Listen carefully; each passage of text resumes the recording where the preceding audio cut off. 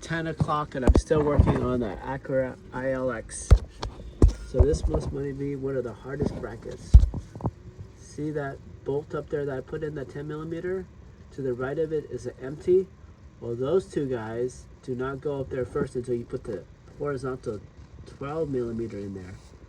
So it's getting dark and I had to take off my gloves to fill that 12 millimeter.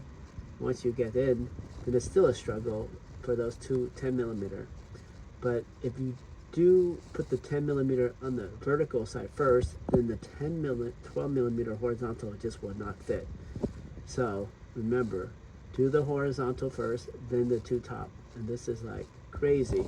Somebody told me if we take off the axle, it might be an easier job, which is kind of true. So maybe this next time, whoever did this, just go ahead and take out the axle if you could, and this job might be much faster.